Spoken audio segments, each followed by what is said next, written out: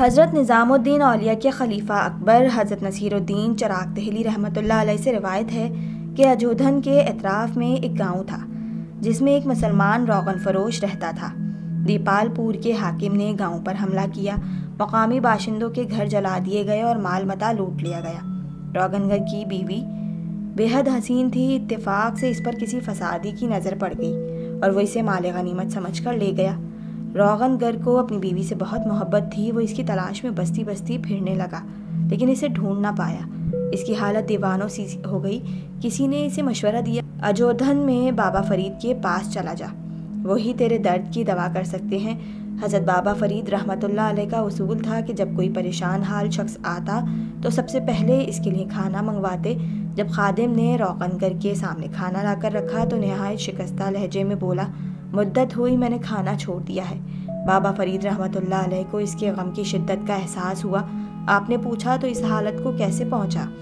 اس نے مکمل حال بتایا اور کہا، اس کے بغیر یہ زندگی عذاب ہے، اگر آپ کے پاس میرے غم کا کوئی علاج نہیں تو میں چلا جاتا ہوں۔ آپ نے فرمایا، تم کھانا کھاؤ، عجب نہیں کہ حق تعالیٰ تمہاری پریشانیاں دور فرمائے۔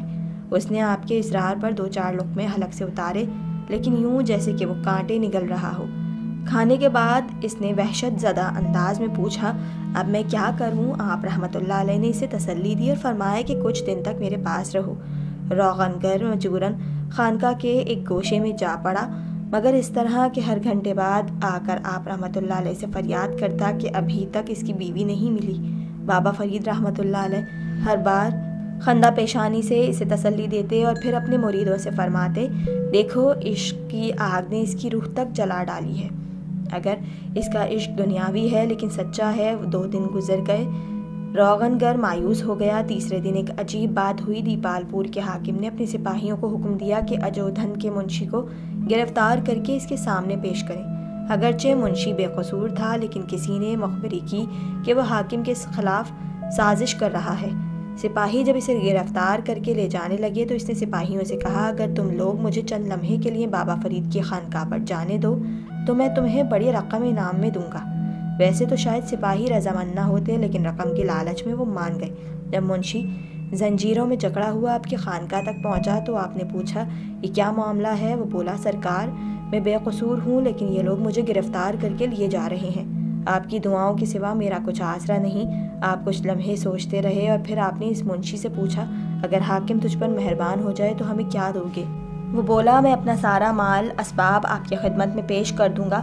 آپ نے فرمایا، وہ شکرانہ میں نے تجھے ہی بخش دیا، مجھے اللہ کے فضل سے امید ہے کہ حاکم تجھے رہا کر دے گا، تجھے خلعت فاخرہ سے نوازے گا اور تحفے کے طور پر تجھے ایک کنیز بھی دے گا، تم وہ روغن گر کے حوالے کر دو۔ منشی نے وعدہ کیا کہ وہ آپ کے ہر حکم پر دل و جان سے عمل کرے گا۔ آپ نے روغن گر کو طلب کیا اور منشی سے کہا، تم کنیز اس شخص کو دے دینا۔ روغن گر روتے ہوئے بولا، میرے پاس اتنی دولت ہے کہ میں 8 کنیزیں خرید سکتا ہوں، لیکن مجھے اپنی بیوی کے سوا کسی عورت کی رفاقت گوارا نہیں۔ آپ مسکرائے اور فرمایا، تم صرف میرے کہنے پر اس کے ساتھ چلے جاؤ۔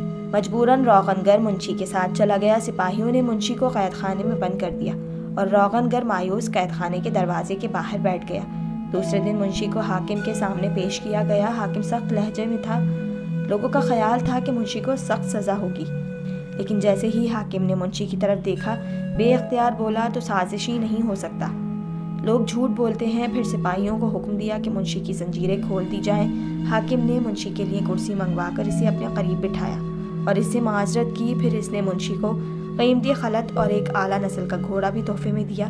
جب منشی انعام لے کر پلٹنے لگا تو حاکم نے ایک برقع پوش خاتون کی طرف دیکھا، اشارہ کیا، یہ کنیز تیری خدمت کے لیے ہیں۔ پھر حاکم نے پوچھا، کچھ اور چاہتا ہے؟ منشی پر حیرتوں کے پہاڑ ٹوٹ پڑے۔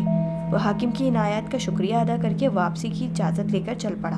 برقع پوش کنیز اس کے پیچھے چل رہی تھی۔ جب منشی حوالات کے قریب پہنچا تو اس نے دیکھا کہ روغن گر اداس بیٹھا تھا۔ یکایک کنیز دوڑی اور جا کر روغن گر سے لپٹ گئی۔ روغن گر گھبرا کر کھڑا ہو گیا، کون ہو تم؟ کنیز نے نقاب الٹ دی، تمہاری بیوی۔ روغن گر کو سکتہ سا ہو گیا۔ کچھ دیر بعد وہ چیخیں مار کر رونے لگا، بابا بابا۔ اس کی بیوی حیرت زدہ ہو گئی، کسے پکار رہے ہو؟ اسے جس کی دعاؤں کے طفیل مجھے تیرا دیدار ہوا۔ روغن گر زار و قطار رو رہا تھا، اس کی نگاہ کرم نہ ہوتی تو میں اس آگ میں جل کر راکھ ہو چکا ہوتا۔ منشی نے پورا واقعہ کہہ سنایا تو اس کی آنکھیں بھی بھیگ گئیں۔ خدا شیخ کو سلامت رکھے کہ انہیں دیکھ کر ہمارے دل قرار پاتے ہیں۔ اجودھن پہنچ کر